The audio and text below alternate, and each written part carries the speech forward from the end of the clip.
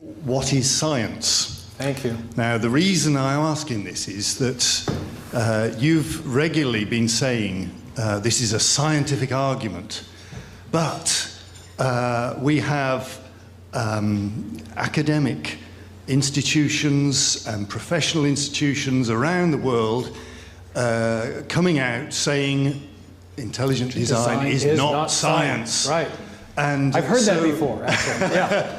So there's something wrong here. We need some clarification about what is science. Well, this is where, by the way, I have a colleague here, Douglas Axe, who's a protein chemist and molecular biologist, and he directs our lab. My background is in the philosophy of science, and it is the discipline of philosophy of science that addresses these questions of the definition of science. It turns out defining science is a notoriously difficult thing to do. It's a semantic debate. It's a debate about definitions. And depending on how you define science, you can either exclude or include within the designation of science all manner of different theories and competing ideas. Darwin faced it, interestingly enough, in the 19th century. Herschel and others called his theory of natural selection by random variation the law of higgledy-piggledy. And they caricatured it as a non-scientific thing because it was not based on a law-like process. It was strictly law-like. And that's where he invoked inference to the best explanation to defend himself. My case, fundamentally, I don't care whether intelligent design is considered to be science or not. That is not the most important question. That is a semantic question. The most important question is whether it is true, or whether it's likely to be true, or most likely to be true, given the evidence we have. What people have done to avoid answering that more fundamental question is repair to these semantic arguments. Oh, it's not true because intelligent design is not science, therefore we don't have to consider the case for it. I don't think that follows. Whatever you call it, there is a compelling evidential argument for it. But I also think that using very basic understandings, a very credible definition of science. Typically people want to demarcate science from non-science by invoking an understanding of, by reference to method. Science is different than non-science by reference to the methods it uses. Well, the case for intelligent design, and this is why I emphasize this in the lecture, is based on the very same method of reasoning that Darwin employed. So if you want to argue that intelligent design is not science, then applying that same criterion, that same yardstick, you will have to exclude Darwinism from consideration as a scientific theory. Now, I happen to think both are scientific theories. I happen to think chemical evolutionary theory, the actual opposite number of my case for intelligent design, is a scientific theory. The definitional question should not be dispositive.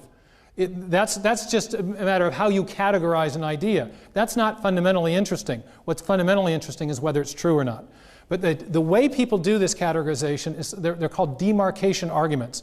And they're notorious in philosophy of science because they always fail.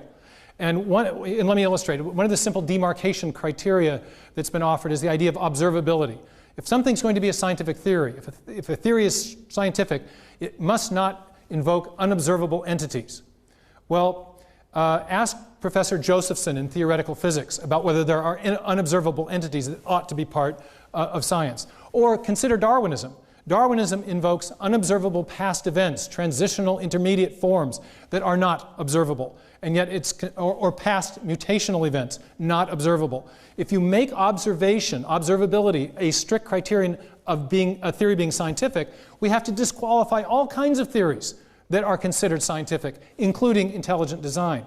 And so what I found is as you examine these demarcation criteria, what I found is that if you apply them very strictly, then not only intelligent design, but all competing evolutionary ideas are disqualified from consideration as science.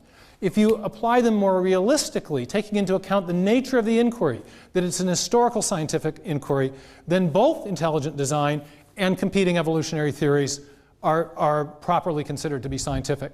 So in short, I think the objection is a red herring, but if you take it seriously and let people define what they think science is, invariably it does not do the work of settling the debate, of discriminating between one approach and another. So the biggest example of this was the federal judge in the United States in the Dover trial who wanted to disqualify intelligent design. He said it wasn't science. And I was asked in the media my thoughts on this, and I said, well, we actually don't look to federal judges to settle deep and imponderable questions about the nature and definition of science. It's a different discipline is in charge of that. And so anyway, that's my not so short answer.